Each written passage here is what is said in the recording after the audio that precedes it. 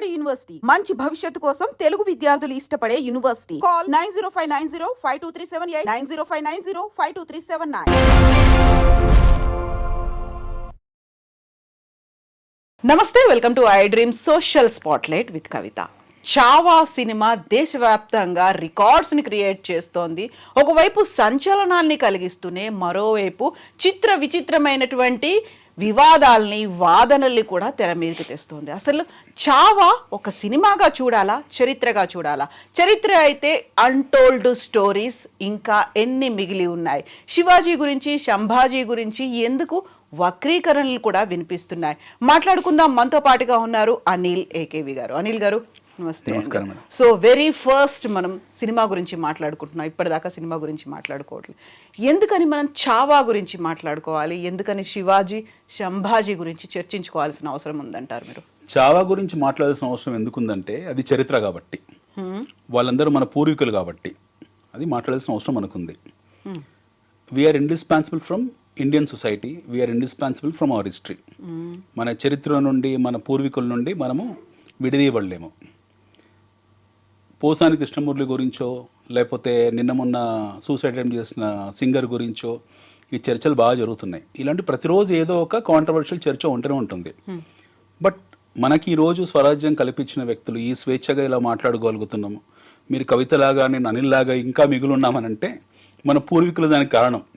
వాళ్ళ ప్రాణత్యాగాలు, రకరకాల యుద్ధాలు, రకరకాల హింసలకు గురైన తర్వాతనే మనము మీరు కవితలాగా, అనిల్లాగా మిగులున్నాం. మనం ఇది బేస్.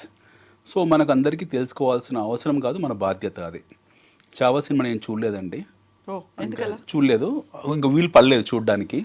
ఖచ్చితంగా మూవీ చూస్తాను. అది వికీ కౌశల్ కాబట్టి అద్భుతంగా చేస్తుంటాడు అతను. గతంలోని మూవీస్ అన్నీ బాగుంటాయి అతనివి. ఆ మూవీ చూడాలి, ఇంతవరకు చూడలేదు. బట్ హిస్టరీ చదివాను నేను స్వయంగా. మరాఠా రాజ్యం ఎక్కడైతే ఉందో, పూనా నుండి మొదలు పెడితే మనకు వింధ్యా నది పరివాహక ప్రాంతాలు, తర్వాత ఇటు కొంకన్ ఏరియాలు, ఈ ప్రాంతాలన్నీ కూడా స్వయంగా 15-20 కోటలో ఎక్కాను, దిగాను, చూశాను, చాలామందితో మాట్లాడాను, వ్యక్తిగతంగా ఎన్నో పుస్తకాలు చదివాను, కరస్పాండెన్స్ చదివాను వాటికి సంబంధించినవి కూడా. సో కొద్ది అవగాహన ఉంది మరాఠా చరిత్ర పట్ల, మన భారతీయ చరిత్ర పట్ల.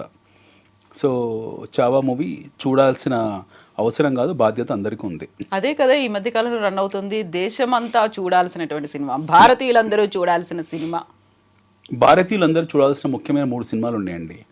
ఒకటి పద్మావత్, ప్రతి భారతీయుడు చూడాల్సిన మూవీ. రెండోది Bajirao Mastani.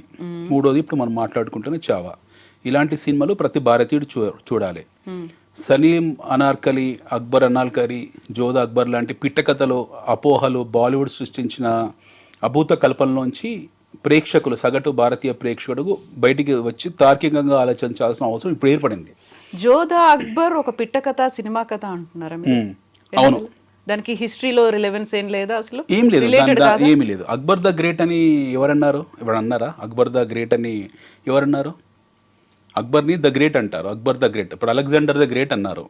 Alexander the great అంటానికి ఒక కారణం ఉంది. ఎందుకంటే ఆయన ఎక్కడో మెసడోనియా నుంచి, గ్రీక్ ఆ దేశం నుంచి మెడిటేరియన్ నది దాటి ఇరాన్ నుంచి, ఆఫ్ఘన్ కొండల నుంచి భారతదేశం వరకు వచ్చి యుద్ధాలు చేశాడు, మళ్ళీ తిరిగి వెళ్ళిపోయాడు. ఆయన ప్రయాణించాడు ఒక చిన్న సైన్యంతో. అందరినీ ఈజిప్ట్ కూడా గెలిచాడు ఆయన. ఈయన గెలిచి వచ్చాడు కాబట్టి ఆయన తర్వాత తదనంతరం అరిస్టాటిల్ అలాంటి వాళ్ళు ఆయన కథ రాసి ఆయన గ్రేట్ అని చెప్పారు. ఆయన డెఫినెట్గా మన ఇండియాలో ఓడిపోయాడు, వేరే విషయం. మన హిందూ రాజు పురుషోత్తముని చేతిలో ఓడిపోయాడు, చావుదెబ్బలు తిన్నాడు, వెళ్ళిపోయాడు అక్కడి నుండి.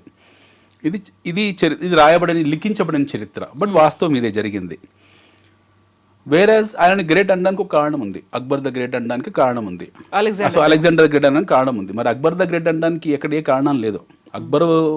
అక్బర్ భారతదేశం, వాళ్ళ నాన్న ఎవరైతే ఉన్నారో కాదు, అక్బర్ తండ్రి హుమాయూను, ఆయన తండ్రి బాబర్ ఎవరుతున్నారో వాళ్ళు సృష్టించిన రాజ్యంలోనే ఉన్నాడు ఆయన ఎప్పుడు కూడా. ఆయన ఏం భారతదేశం బయటికి వెళ్ళి ఇరాన్కో, ఇరాక్కో, లేకపోతే ఆఫ్ఘాన్కో, లేకపోతే పైన చైనాకో వెళ్ళి ఏమి యుద్ధాలు చేయలేదు. ఆయన ఇక్కడ లోకల్ రాజకీయాల్లోనే ఉన్నాడు, ఒక బాదుషాలాగా ఉన్నాడు, ఆయన జీవితాన్ని హ్యాపీగా ఎంజాయ్ చేసుకున్నాడు. ఆయన పెద్ద హారం ఉండేది ఆయనకు, అందులో దాదాపు 5,000 మంది స్త్రీలు ఉండేవాళ్ళు. ఆయన జీవితాన్ని కాక్యుమెన్సీలు అందరూ అంటారు, ఆయన ఉంపుడు గత్తెలు ఉండరు వాళ్ళు. ఆయన లైఫ్ ఆయనది. చరిత్రలో ఆయనకు ఈ లవ్ స్టోరీ సలీం అనార్కలి లేదా జోధా అక్బర్ లాంటివి ఎక్కడ ఏం అంత గ్లోరిఫై చేసిన ఎక్కడ ఏం రాయలేదు. మనం హిస్టరీని చూడాల్సింది కరస్పాండెన్స్ ద్వారా. అంటే మోస్ట్లీ ఏమవుతుందంటే ఆ టైంలో ఇప్పుడు మన మోస్ట్ ఆఫ్ అవర్ హిస్టరీ రాసింది మార్కోపోలో. ఆయన వచ్చాడు భారతదేశానికి, తిరిగాడు. ఆ టైంలో ఆ సామాజిక పరిస్థితులు లేకపోతే ఆ టైంలో రాజకీయ పరిస్థితులన్నీ దృష్టిలో పెట్టుకొని ఆయన కరస్పాండెన్స్ రాశాడు. ఇక్కడ నుంచి ఉత్తర ప్రత్యుత్తరాలు జరిగాయి, వాటిని బేస్ చేసుకొని హిస్టరీ చాలా మటుకు రాయబడింది. డచ్ ఈస్ట్ ఇండియా కంపెనీలో ఉన్న వైస్రాయలు లేదా వాళ్ళ ఒక గవర్నర్ నుంచి ఒక గవర్నర్ మధ్యలో జరిగిన సంభాషణలు లేదా వాళ్ళ మధ్యలో ఉన్న ఉత్తర ప్రత్యుత్తరాల మధ్యలో చాలా మటుకు చరిత్రను రాసుకున్నారు. వాళ్ళు ఈ పలానా రాజు ఈ పని చేస్తున్నాడు, పలానా రాజు ఈ పని చేస్తున్నాడు రాసుకున్నారు. ఇవన్నీ కరస్పాండెన్స్. ఈ కరస్పాండెన్స్ని బేస్ చేసుకొని తర్వాత కాలంలో విశ్లేషణ జరుగుతుంది. ఆ విశ్లేషణలోంచే మనకు పుస్తకాలు, గ్రంథాలు రాయబడతాయి. ఈ సైంటిఫిక్ అనాలిసిస్ అంతా కూడా ఈ కరస్పాండెన్స్ ద్వారానే ఉంటుంది. ఏ కరస్పాండెన్స్లో కూడా సలీం అనార్కలి స్టోరీ లేదు, లేదా ఏ కరస్పాండెన్స్లో కూడా అక్బర్ ద గ్రేట్ అనేది లేదు. ఇవన్నీ తర్వాత వీళ్ళు సృష్టించిన జానపద కథలు ఇవన్నీ కూడా. వాస్తవానికి అక్బర్ మనం గ్రేట్ అనుకోవాల్సిన అవసరం ఏమీ లేదు. When it comes to the regime of Akbar, అదేం స్వర్ణయుగం ఏమీ కాదు. అక్బర్ కూడా చాలా దుర్మార్గాలు, దాష్టికాలు చేసిన రాజకీయ నాయకుడే, ఆ రాజే. ఆయన రాజ్యాన్ని కాపాడుకోవడం కోసం ఆయన కూడా ఒకవైపు రాజపుత్రులతో వాళ్ళని హింసాత్మకంగానే ప్రవర్తించాడు. ఇక్కడ రెండో పానిపత్ యుద్ధం హేముతో చేశాడు. అందులో చాలామంది హింసకు గురయ్యారు. ఇవన్నీ జరిగాయి అక్బర్ కాలంలో కూడా. సో వీళ్ళందరూ కూడా మన్సుబ్దార్ అనే ఒక వ్యవస్థలో ఉండేవాళ్ళు. అంటే ఫ్యాక్షన్ చిన్న దండనాయకుల వ్యవస్థలో ఉండేవాళ్ళు. వాళ్ళందరికీ గ్రూప్ హెడ్గా ఒక బాదుషా ఢిల్లో కూర్చున్నవాడు. అది బేసిక్ సిస్టమ్ అనమాట. వీళ్ళు ఎవరైతే ఉజ్బెక్ మంగోల్స్ తయారు చేసుకున్న సిస్టమ్ అది. So when it comes to మనం ముఖ్యంగా 3 విషయాలు మాట్లాడుకోవాల్సిన అవసరం ఉంది. ఒకటి, అక్బర్ అనే విషయం పక్కన పెడితే మంగోల్స్ ఎవరు, ఈ మొగుళ్ళు, సో కాల్డ్ మొగుల్స్, వీళ్ళ రూట్స్ ఏంటి, వీళ్ళు ఎవరు అసలు, మంగోల్స్ ఎవరు, వీళ్ళ మానసిక పరిస్థితి ఏంటి, వీళ్ళ సామాజిక పరిస్థితి ఏంటి, వీళ్ళ జీవిత దృక్పథం ఏంటి, వీళ్ళు మిగతా ప్రజలతో ఎలా ప్రవర్తించేవాళ్ళు, ఇది మనం ఫస్ట్ చర్చించాల్సిన విషయం. భారతదేశం ఎందుకు కనిపించింది వాళ్ళకు ఎవరికి, మంగోల్స్ గురించి. మనము మొగుల్స్ గురించి మాట్లాడదాం. మొగుల్స్ సంతతే మంగోల్స్. ఇందులో చెంగిస్ ఖాన్ వారసత్వం కొద్దిగా ఉంటుంది, తైమూరు నీడలు కొన్ని ఉంటాయి. తైమూర్, చెంగిస్ ఖాన్ వీళ్ళ వాసనలు చాలా కనపడతాయి వీళ్ళ మీద. ఒక పాయింట్. రెండో పాయింట్ వచ్చేప్పటికీ వాస్తవిక చరిత్ర వక్రీకరణ ఎప్పుడు జరిగింది మన దేశంలో, వక్రీకరణ ఎప్పుడు జరిగింది. మూడోది, ఇప్పుడు మనం మాట్లాడుకున్న మరాఠా సామ్రాజ్యం, అఖండ మరాఠా సామ్రాజ్యమా లేకపోతే అఖండ భారత సామ్రాజ్యమా, ఇది స్థాపించడానికి శివాజీ ఎందుకు కలలు కన్నాడు. దాని తర్వాత శంభాజీ దాన్ని ముందుకు తీసుకుపోయే ప్రయత్నంలో, ఆ ప్రక్రియలో ఎలాంటి హింసకు గురయ్యాడు, ఎలాంటి మరణం చెందాడు. ఈ 3 మనం మాట్లాడుకుందాం. ఫస్ట్ పాయింట్ వచ్చేప్పటికీ మనము మంగోల్స్. అసలు ఈ మంగోల్స్ అనేవాళ్ళు ఎవరు? మంగోల్స్ అనేవాళ్ళు బేసికల్లీ నోమాడ్స్ అంటే సంచార జీవులు అనుకోవచ్చు, సంచార జాతులు అనుకోవచ్చు, లేదా మెయిన్ స్ట్రీమ్ సొసైటీకి దూరంగా ఉండేవాళ్ళు. ముఖ్యంగా వాళ్ళు అడవుల్లోనో లేకపోతే ఎడారుల్లోనో ఉండే గుడారాల్లో ఉండేవాళ్ళు. పచ్చి మాంసమో కాల్చిన మాంసమో తింటూ ఉండేవాళ్ళు. వాళ్ళకంటూ ఒక నీతి సపరేట్గా ఉండేది. వీళ్ళు చుట్టుపక్కల రాజ్యాలని కబలించడము లేదా వాళ్ళ మీద దాడులు చేయడము, ఇలా చేసి వాళ్ళ నుంచి ఆహార ఉత్పత్తుల్ని దోచుకొని వెళ్ళి వాటి మీద ఆధారపడి బ్రతికేవాళ్ళు. చెంగిస్ ఖాన్ కూడా ఆ కోవకు చెందినవాడే. చెంగిస్ ఖాన్ కూడా ఒక జాతికి చెందినవాడే. ఈ మంగోల్స్ వాళ్ళు Genghis Khan is not a Muslim. అది ఖాన్ అనేది ఒక నాయకుడికి ఉన్న పేరు. ఖాన్ అంటే నాయకుడు, తెగ నాయకుడిని ఖాన్ అనేవాళ్ళు. చెంగిస్ ఖాన్ని తెగ నాయకుడు కాబట్టి ఆయన ఖాన్ అనేవాళ్ళు.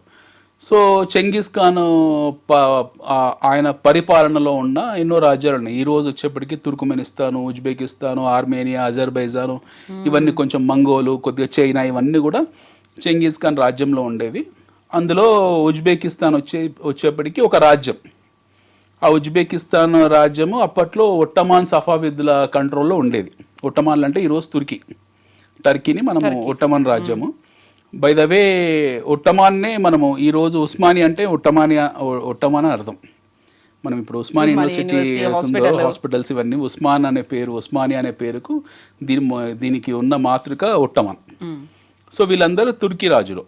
అక్కడ ఇంకో రాజ్యం ఉండేది ఇరాన్లో, దాని పేరు సఫావిద్ రాజ్యం. ఈ రాజ్యానికి ఈ రాజుల మీద ఈ రాజులకు వీళ్ళకు ఎవరికి ఈ ఉజ్బెక్ సమర్కండ్లో ఉన్న రాజులకు ఇంటర్ కనెక్షన్ ఉండేది. వాళ్ళ మధ్యలో గొడవలు యుద్ధాలు ఎన్నో జరిగేవి. ఈ బాబర్ అంటే ఆయన మొదటిసారి వాళ్ళ అక్కడికి వెళ్ళాడు. అక్కడి నుండి భారతదేశానికి వచ్చాడు. US come to India. అప్పటికి ఇబ్రాహిం లోడి మన దగ్గర పరిపాలిస్తున్నాడు.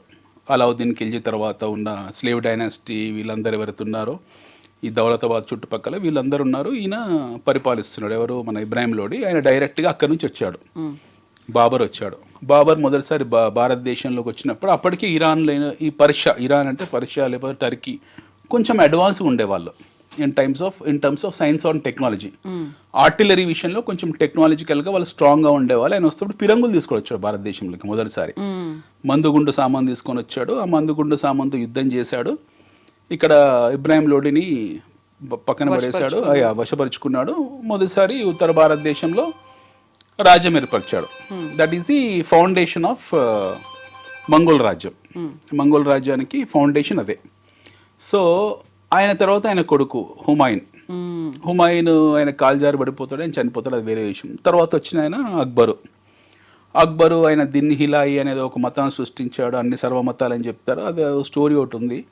బట్ ప్రిడామినెంట్లీ ఆ వాసనలు ఉన్నాయి, తాత ముత్తాతల నాటి వాసనలు అలాగే ఉన్నాయి. ఎందుకంటే వీళ్ళందరూ మళ్ళీ చెంగిస్ ఖాన్ వారసులే. తైమూర్, చెంగిస్ ఖాన్ ఆ ప్రావిన్స్ నుంచి వచ్చిన వాళ్ళే. సో డెఫినెట్గా ఆ కల్చరల్ హెజిమోనీ వాళ్ళ దగ్గర ఉంటుంది. ఎట్ ది సేమ్ టైం ఆ సోషల్ ఫ్యాబ్రిక్లో ఉన్నారు వాళ్ళు. దానికన్నా మించి ఏంటంటే వాళ్ళ వారసత్వంలో ఉన్నారు వాళ్ళంతా కూడా. సో డెఫినెట్గా అక్బర్లో కూడా ఆ వాసనలు కనపడతాయి మనకు చాలా సందర్భాల్లో. అక్బర్ గురించి మనం గొప్పగా చెప్పుకోవాల్సిన అవసరం లేదు. సో అక్బర్ కూడా చాలా చిన్న చిన్న రాజ్యాలని వశపరుచుకున్నాడు. కొంతమంది బెదిరించాడు, కొంతమంది బ్లాక్మెయిల్ చేసుకున్నాడు. ఆయనతో మంచి రిలేషన్షిప్స్ కోసం ఈ రాజపుత్ర రాజులు వాళ్ళ పిల్లలని ఇచ్చారు, వాళ్ళ బంధుత్వం ఏర్పరచుకున్నారు, ఇవన్నీ జరిగాయి. సో అదే అక్బర్ శరణార్థిగా సంభాజీ దగ్గరికి కూడా నో ఈయన వేరే, ఈ అక్బర్ వేరే. ఈ అక్బర్ వేరు, శరణార్థి. ఈయన ఔరంగజేబ్ కొడుకు. ఆయన ఆ అక్బరు వచ్చి హుమాయూన్ కొడుకు, బాబర్ మనవడు. ఇప్పుడు మీరు మాట్లాడుతున్న అక్బర్ వచ్చేసి ఈయన ఔరంగజేబ్ కొడుకు. చాలా మధ్యలో 3 తరాలు. ఇక్కడికి వచ్చాను, అక్బర్ దగ్గరికి వచ్చాను. అక్బరు తర్వాత ఆయన చనిపోతాడు. ఆయన తర్వాత ఆయన కొడుకుంటాడు జహాంగీర్ అని చెప్పి. ఇప్పుడు మన సలీం అనార్కలి స్టోరీ మాట్లాడింది జహాంగీర్ గురించి. జహాంగీర్ అత్యంత క్రూరుడు చరిత్రలో. ఆయన సలీం అనార్కలి లవ్ స్టోరీ నడిపేంత గొప్పవాడు ఏం కాదు ఆయన. జహాంగీర్ అత్యంత క్రూరుడు, చాలా క్రూరుడు జహాంగీరు. ఆయన తమ్ముళ్ళని ఎంతోమంది హత్య చేయిస్తాడు. ఆయన నుంచే ఈ హత్యా పరంపరలు మొదలవుతాయి. అన్నదమ్ముల మధ్యలో హత్యా పరంపరలు మొదలైంది జహాంగీర్ నుండి. ఆ పదవుల కోసం ఐదర్ క్రౌన్ ఆర్ గ్రేవ్, కిరీటం అన్న ధరించు లేదా సమాధిలోకన్నా వెళ్ళు.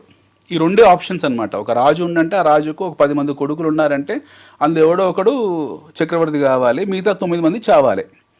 ఈ పరంపర మొదలైంది జహాంగీర్ నుండి. అక్బర్కి ఆ ప్రాబ్లం లేదు, అక్బర్ ఒక్కడే. But when it comes to Jahangir వచ్చేప్పటికి ఏంటంటే జహాంగీర్కు చాలామంది అన్నదమ్ములు ఉన్నారు. అందరినీ కొంతమంది బంధించాడు, కొంతమంది చంపాడు, కొంతమంది వాళ్ళ లెక్కల్లో కూడా లేకుండా పోయారు.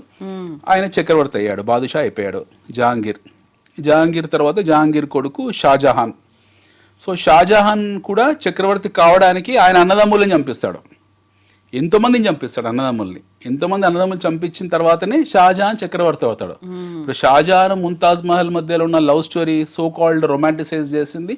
మళ్ళీ అది ఒక కాంట్రవర్సీ, అందులో ఎన్నో కాన్స్పిరెన్సీస్ ఉన్నాయి. ఇప్పుడు ఆమె ముంతాజ్ మహల్ని తీసుకెళ్ళి ఇక్కడ సమాధి చేశారా, తాజ్మహల్లో చేశారు, అసలు తాజ్మహల్ అప్పుడే నిర్మించబడిందా లేకపోతే ఆయన నిర్మించాడా, అది అవన్నీ మనకు తెలిసిందే. అవన్నీ కూడా అలా సీక్రెట్ ఛాంబర్స్ ఉన్నాయి. దాని ఫౌండేషన్ టోటల్గా డిఫరెంట్గా ఉంటుంది.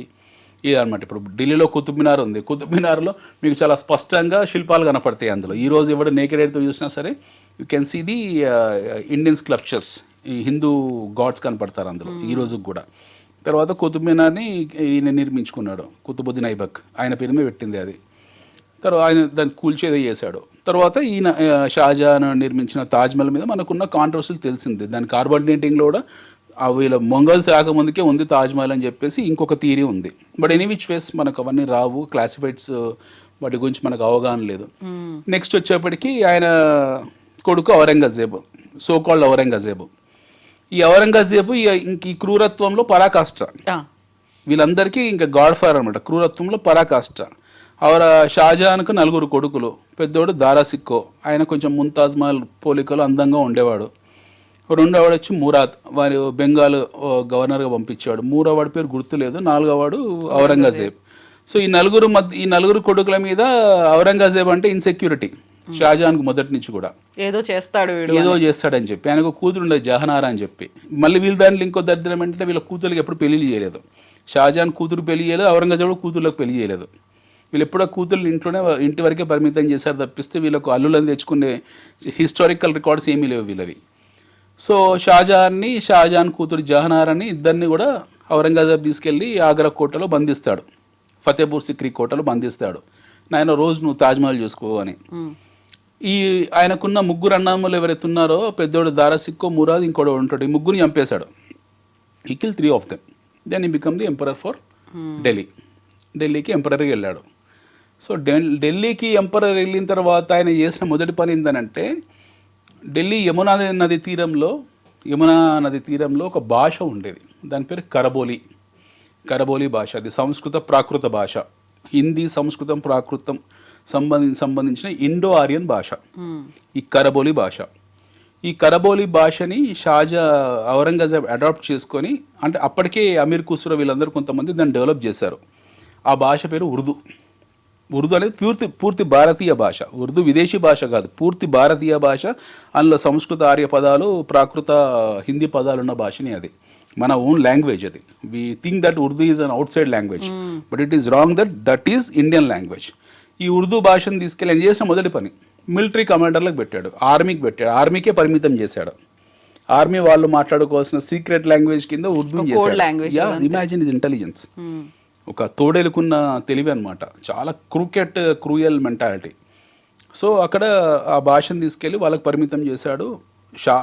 ఔరంగజేబ్ తదనంతరం ఉర్దూ జనబాహుల్యంలోకి వచ్చింది, ఫ్లైష్ అయింది, జనబాహుల్యంలోకి వచ్చింది. ఇప్పుడు అంతవరకు కూడా ఈ కరిబోలిలోంచి పుట్టిన ఉర్దూ ఏది ఉందో అది ఆర్మీ వాళ్ళు మాట్లాడుకునేదే ఉర్దూని.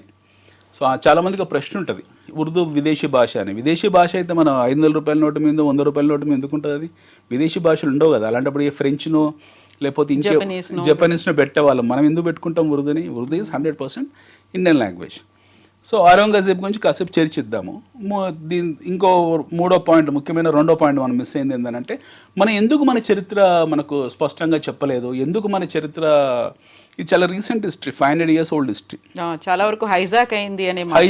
ఎస్, ఈ 500 years ఓల్డ్ హిస్టరీ అయితే ఉందో, మంగోళ్ళ చరిత్ర కానివ్వండి లేదా విజయనగర సామ్రాజ్యం చరిత్ర కానివ్వండి, మనకెందుకు అందులో ఉన్న స్పష్టత లభించలేదు, సాధారణ భారతీయునికి ఎందుకు అందులో ఉన్న వాస్తవాలు తెలియజేయలేదు అన్నదానికి నా దగ్గర ఒక ఆన్సర్ ఉంది. I have my own analysis for it, in fact which has been discuss with lot of friends over nights. చాలామందితో చర్చించిన విషయాలు, చాలామంది ప్రొఫెసర్స్తో మాట్లాడిన విషయాలు. ఇక్కడ చాలా గమ్మత్తైన విషయం, చాలామంది భారతీయులు లేదా ఈ వీడియో చూసిన ప్రేక్షకులు కూడా ఎవరైతే ఉన్నారో వాళ్ళు తెలుసుకోవాల్సిన విషయం. ఇది most important thing, very very important, very critical thing which I'm saying now. భారత స్వాతంత్ర పోరాటం జరుగుతుంది.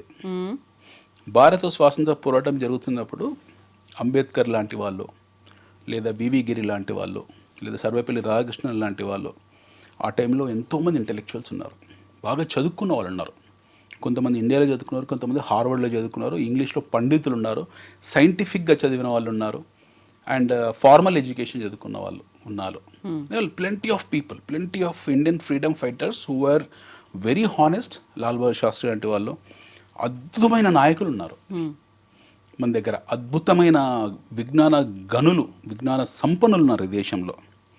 వీళ్ళందరినీ కాదని ఎక్కడో సౌదీ అరేబియాలో పుట్టి, ఎక్కడో ఇరాక్లోనో ఇరాన్లోనో ఆ ప్రాంతంలో అరబ్ లీగ్ కోసం పాటుపడి అరబ్బీ మాత్రమే మాట్లాడగలిగి, భారతదేశంలో ఏ ఫార్మల్ ఎడ్యుకేషన్ లేని కేవలం ఒక మతపరమైన విద్యా వ్యవస్థ నుంచి అక్కడి వరకే పరిమితమై, అరబ్బీ లేదా పర్షియా లాంటి భాషలకే పరిమితమై ఫార్మల్ ఎడ్యుకేషన్ లేని వ్యక్తి మనకు మొదటి ఎడ్యుకేషన్ మినిస్టర్.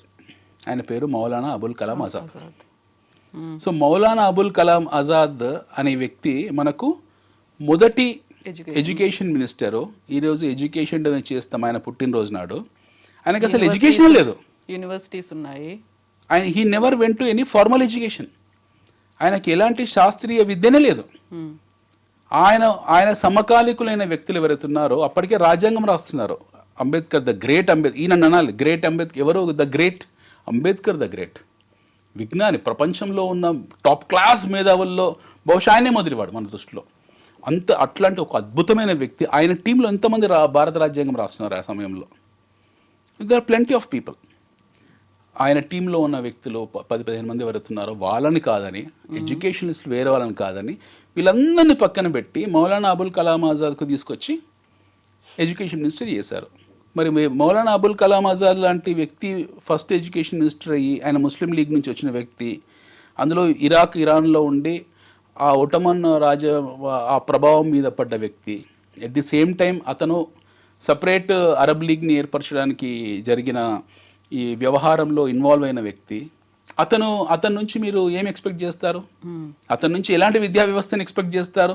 ఖచ్చితంగా మీరు అక్బర్ గ్రేట్ అవుతారు కదా, ఔరంగజేబ్ రోడ్ ఏర్పడుతుంది కదా.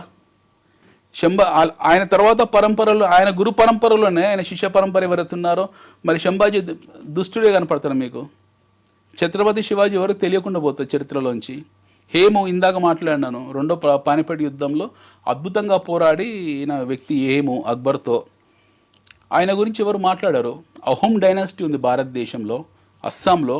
అసలు ఔరంగజేబు కాదు కదా, ఎవరు జయించలేకపోయారు. 300 సంవత్సరాలు యుద్ధం చేసి చేసి చేసి చేసి అలసిపోయి మా వల్ల కాదని వదిలేసుకుని వెళ్ళిపోయారు వాళ్ళు. అహోం చక్రవర్తులు ఎవరుతున్నారు, అహోం రాజులు అస్సాంలో ఉంటారు. They could not able to fight with them. గెలవడం పక్కన కాదు, అది దూర్కీ బాత్, యుద్ధమే చేయలేకపోయారు ఆయనతో వాళ్ళతో. అహోం 300-400 సంవత్సరాల చరిత్ర అది అహోంలది. వాళ్ళ గురించి ఎక్కడ రాయలేదు. అహోం చరిత్ర మీకు తెలుసా? ఎంతమంది తెలుసు అహోం రాజుల చరిత్ర? Nobody nose.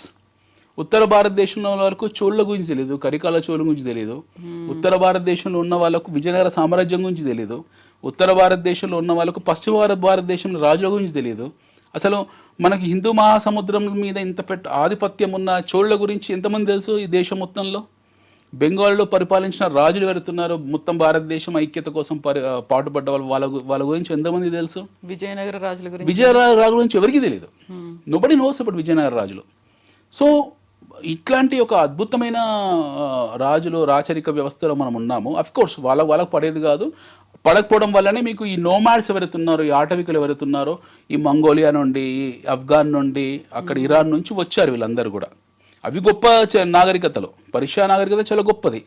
జొరాస్ట్రియన్ పాలించే వాళ్ళు దాని మొదట్లో. జొరాస్ట్రియన్స్ వాళ్ళు పాలించే వాళ్ళు. మీకు ఇక్కడ వెస్ట్ ఏషియాలో ఉన్న నాగరికతలు చాలా గొప్పవి, యూదులు పాలించే వాళ్ళు. అఫ్ కోర్స్ అరబ్లు చాలా గొప్ప వాళ్ళు, ట్రిగ్నామెట్రీని వాళ్ళే కనుక్కున్నారు, ఆర్కిటెక్చర్ని వాళ్ళే కనుక్కున్నారు, వాళ్ళు కూడా చాలా గొప్ప వాళ్ళు. తర్వాత ఎన్నో పరిణామాలు జరిగాయి. బట్ ప్రిడామినెంట్లీ మన భారతదేశం మీద దండయాత్రలు చేసి ఇక్కడున్న సంస్కృతిని కొల్లగొట్టి, ఇక్కడున్న పుస్తక భాండాగారాలు, నలంద లాంటి వాళ్ళని తగలబెట్టి ఇన్ని చేసిన తర్వాత ఇన్ని జరిగిన విషయాలు మన జనరేషన్కు, మన ముందు తరాల వాళ్ళకు, మనకు వచ్చే తరాల వాళ్ళకు తెలియకుండా పోయింది. ఎందుకంటే మన ఎడ్యుకేషన్, మన విద్యా వ్యవస్థని అప్పుడే ట్యూన్ చేసి పెట్టారు. ఒక టోన్ అనేది అప్పుడే సెట్ చేశారు. స్వాతంత్రం రాగానే మౌలానా అబుల్ కలాం ఆజాద్ అనే ఒక వ్యక్తి మనకు హస్ బికమ్ ఆయన అఫ్ కోర్స్ ఆయన భారతరత్న కూడా ఇచ్చారు ఆయనకు. ఆయన మనకు మొదటి ఎడ్యుకేషన్ మినిస్టర్ అయ్యాడు. ఆ పరంపర కొనసాగింది. డెఫినెట్గా మీకు తెలియదు, అలా మనం ఏం ఫీల్ కావాల్సిన అవసరం లేదు. ఇలా చెప్పడం వల్ల నేను చెడ్డవని అవుతానేమో, కానీ ఇది నా ఇన్నర్ ఫీలింగ్. అది ఇప్పుడు నేను బయటికి చెప్పకపోవడం వల్ల నా అభిప్రాయం మారదు కదా. నా అభిప్రాయం ఇదే. So I'm telling you my opinion.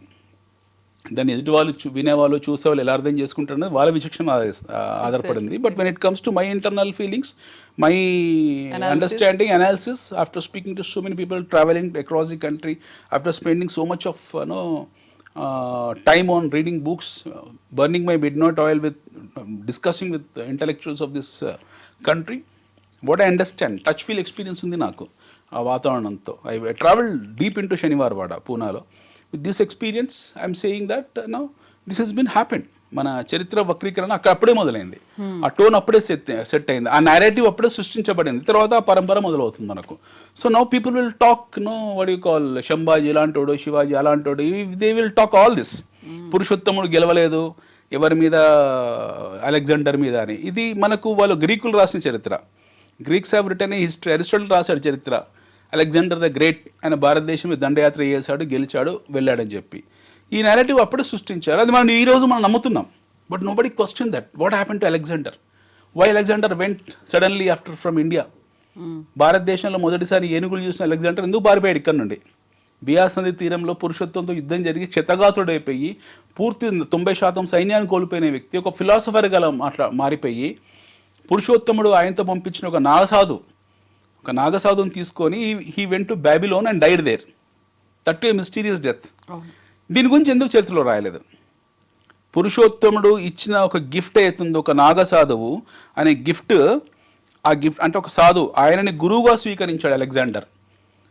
గురువుగా స్వీకరించి భారతదేశం నుంచి బియాస్ నది నుంచి he went up to Babylon. Babylon అంటే ఈరోజు మోడర్న్ ఇరాక్, బాగ్దాద్ దగ్గర ఉంటుంది. అక్కడ వరకు ఆయన వెళ్ళాడు, ఆయన చెప్పిందే విన్నాడు. తర్వాత ఆయన పద్ధతులు మార్చుకున్నాడు, ఆయన సంస్కారం మార్చుకున్నాడు. He was not mischievous what he was that time. భారతదేశం రాకముందుకు ఒక అలెగ్జాండర్, భారతదేశం తర్వాత వచ్చిన ఒక అలెగ్జాండర్. చివరికి ఆయనతో ప్రయాణించిన గుర్రం బుసిఫాలిస్ చనిపోతే దాన్ని పాత పెట్టడానికి కూడా ప్లేస్ మనమే ఇచ్చాం. ఈరోజు మోడర్న్ ఓల్డ్ పంజాబ్లో ఉంటుంది, ఇక్కడ ఖైబర్ పఖ్తూన్ దగ్గర. సో ఈ చరిత్రలో ఏం చెప్పారు మనకు? Had anyone told? ఎవరికైనా చెప్పారా అలెగ్జాండర్ భారతదేశం మీదకి వచ్చాడు, దండయాత్ర చేశాడు, హిందూ రాజు అయినటువంటి పురుషోత్తం మీద యుద్ధం చేశాడు, పురుషోత్తం ఓడగొట్టాడు? ఇది గ్రీకులు రాశారు, అది మనం నమ్మాము. పురుషోత్తముడి దగ్గర ఓడిపోయిన అలెగ్జాండరు ఆయనతో పాటు వెళ్తూ పురుషోత్తముడు ఆయనతో పంపించిన నాగసాధువు కూడా ఆయనతో పాటు వెళ్ళాడు అన్న విషయం ఏమైనా రాశారా? Had anyone return? ఎవరైనా సెర్చ్ చేసుకోవచ్చు గూగుల్లో కావాలనుకుంటే. ఆయన పేరు నాకు గుర్తులేదు కానీ, but anybody can search in Google. And the same Naga sadhu he predicted the death of Alexander. Alexander చెప్తాడు, నువ్వు చాలా తొందరలో చావబోతున్నావు ఆయన, నువ్వు బాబిలోన్ దాన్ని అంతమందుకు దాన్ని డిస్ట్రాయ్ చేసేస్తాడు, పూర్తిగా విధ్వంసం చేస్తాడు. అలెగ్జాండర్కు ఆ బాబిలోన్ని టార్గెట్ ఉంటుంది.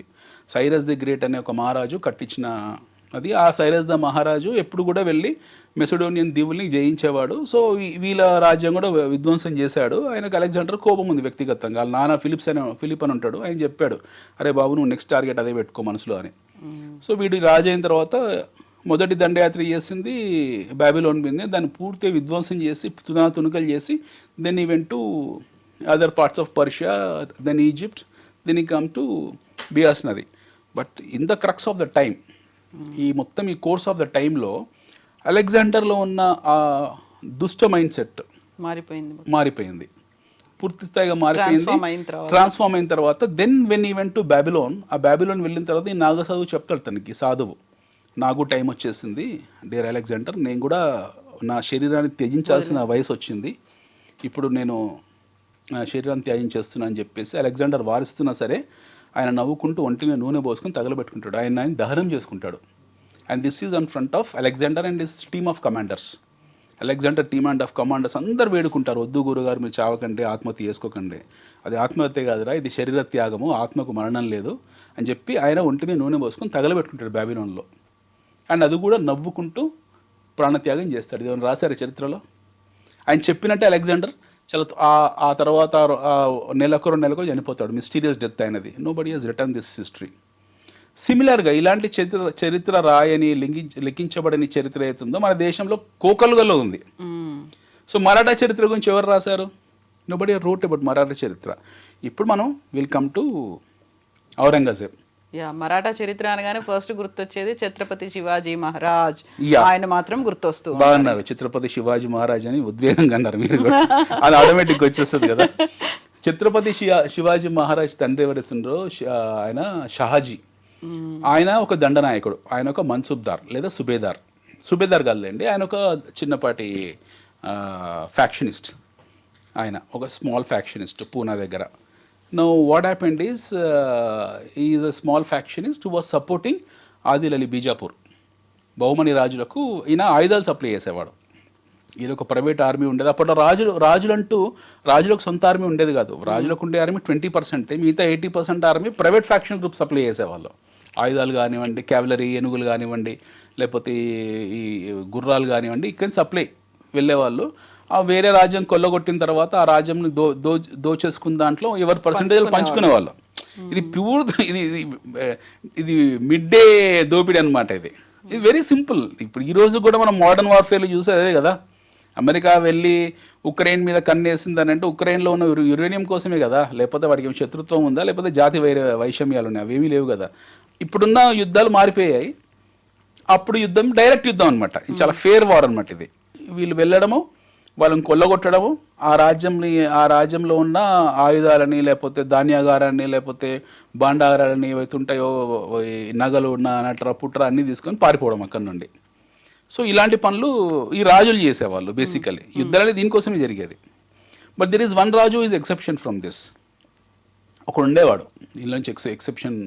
వాడు పూర్తి గజదొంగ. వాడు రాజు ఏం కాదు, పూర్తి గజదొంగ, 100% గజదొంగ. ఆయన పేరు గజనీవి. గజనవి నుంచి వచ్చిన గజని. ఆ గజని అంటాడు పక్క గజదొంగ అనమాట. Is not a king. వాడేం రాజు కాదు, వాడొక గజదొంగ. మన దగ్గర దగ్గులు ఉన్నట్టు తక్స్ అంటాం మనం ఉన్నట్టు, వాడొక గజదొంగ. వాడికి ఒక గ్యాంగ్ ఉండేది. వాడు ఎంతసేపు హిందూ ఆలయాల మీద దాడులు చేసేవాడు, ఇంకా వేరే దాని మీద దాడి చేసేవాడు కాదు. వాడు టార్గెట్ సోమనాథ్ టెంపుల్. మన గుజరాత్ తీరంలో ఉన్న సోమనాథ్ టెంపుల్లో గుజరాత్లీలు ఎవరైతే ఉన్నారో వాళ్ళు రకరకాల కష్టార్జితాలు చేసి కష్టపడి వజ్రాల వ్యాపారాలు, ఆ వ్యాపారాలు, ఈ వ్యాపారాలు చేసి బాగా డబ్బు కూడబట్టి కొంత percentage of money they use to give it to temple. So ఆ టెంపుల్స్కి ఇచ్చేవాళ్ళు. ఆ టెంపుల్స్లో చాలా అద్భుతమైన నగలు నట్ర ఇవన్నీ ఉండేవి. వాడికి తెలుసు గజనీకి, ఆ గజదొంగాడు. అక్కడ నుంచి గుజరాత్ తీరంకి వచ్చేవాడు, ఓవర్ నైట్ వచ్చేసి కొల్లగొట్టేసి ఇక్కడ ఐటమ్స్ అన్ని ఎత్తుకొని పారిపోయేవాడు. వాడు పని అదే అనమాట. ఇలా పారిపోయేవాడు. మళ్ళీ వీళ్ళందరూ కష్టపడి మళ్ళీ అన్ని కూడబెట్టేసి రెడీ చేయగానే వాడు అక్కడి నుంచి ఇన్ఫర్మేషన్ ఉండేది, ఆ బాబు రా రెడీగా ఉందని. మళ్ళీ వచ్చేవాడు. అలా 17 సార్లు దండయాత్ర చేశాడు. 17 టైమ్స్. ఇక్కడ ఏ రాజుకు సిగ్గు లేదు వాడిని చంపేద్దామని. నో రాజు was united to kill him. ఇక్కడ ఉన్న గుజరాత్ తీరంలో, రాజస్థాన్ తీరంలో, అప్పుడున్న ఆ భారతదేశంలో ఆ ప్రాంతంలో, ఎందుకంటే వాడు వచ్చి 20,000 మంది సైన్యంతో ఇంతమంది రాజులు ఉండేవాళ్ళు, కానీ ఎవరికి సిగ్గు లేదు. ఎందుకంటే వాడిని పట్టుకొని అక్కడ మధ్యలో చంపేద్దామని. యూనిటీ లేదు. ఎందుకంటే వీళ్ళు సంతోషపడేవాళ్ళు మిగతా వాళ్ళు.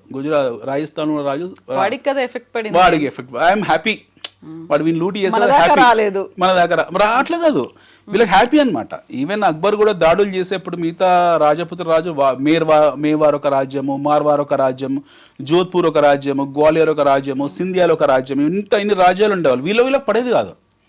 వీళ్ళ గొడవలు, అంతర్గత గొడవలు ఉండేవి. సో చాలా హ్యాపీగా ఫీల్ అయ్యేవాళ్ళు. ఇప్పుడు మార్వార్ రాజు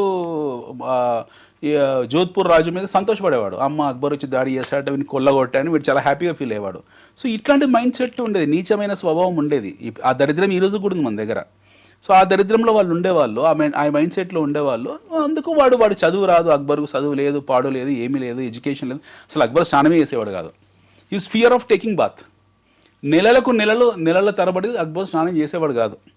ఇమాజిన్, ఇది వాస్తవం. ఇది మీరు ఎక్కడైనా క్రానికల్స్ చదవండి, అక్బర్ గురించి ఉంటుంది. అక్బర్కు ఒక మైండ్ సెట్ ఉండేది, స్నానం చేస్తే చనిపోతాను, స్నానం చేస్తే చనిపోతానే మైండ్ సెట్లో అక్బర్ ఉండేవాడు. సో అందువల్ల ఎప్పుడో అని స్నానం చేసేవాడు కాదు. సో ఇది ఎవరు రాయరు దీని గురించి. అక్బర్ని చాలా అందగాలాగా చూపిస్తారు. So he is a man who never took bath. ఎప్పుడో అకేషనల్గా ఎప్పుడో చేసి 1 నెల 2 నెలలు 3 నెలలకు ఒకసారి, అది కూడా వైద్యులు చెప్తే అయిపోతే చర్మ వచ్చిపోతాడు ఆయన అని. అనివార్యమైన పరిస్థితులు. Similarly we had this kind of mentality among the Kings of Indian Kings. ఈ రాజుల్లో ఉన్న అంతర్గత పోర్వల్ ఏంటంటే వాడు అక్కడి నుంచి గజదొంగ గజనీగాడు రావడము, ఇక్కడ లూటీ చేయడం, పోవడం. 17 times he has done that. 17 times ఇక్కడ ఎవరికి సిగ్గు రాలేదు. చివరికి వాడికే విసుకొచ్చింది. ఊరికే రాపోవడమే, నాకు ఆ లైన్లో వెళ్ళి రావడం బోర్ అయిపోయిందని చెప్పి. మీరు ఆశ్చర్యపోతారు, ఈరోజు కాందారు, గజని అట్లాంటి ప్రాంతంలో వీడు దోపిడీ చేసిన ఏవి సొత్తు అవుతుందో, వీడి చివరికి తలుపులు కూడా ఎత్తుకుపోయాడు. సోమనాథ్ ఆలయం తలుపులు ఉంటాయి కదా, వెండి దర్వాజాలు, బంగారం దర్వాజాలు, అవి కూడా ఎత్తుకొని పోయాడు. అవి ఎత్తుకొని పోయి వాడికి ఇలాగ పెట్టుకున్నాడు. అవి ఈ రోజుకున్నాయి అట్లా. మోస్ట్లీ ఆ వెండి బంగారం పీకేసుకున్నారు, కానీ ఆ చెక్కలు అయితే అట్లే ఉన్నాయి. No imagine. సో ఇది ఎవరు రాయాడు కదా వీటి గురించి. మన దేశ చరిత్ర ఎవరు రాసిన లేరు, చెప్పిన వాళ్ళు లేరు.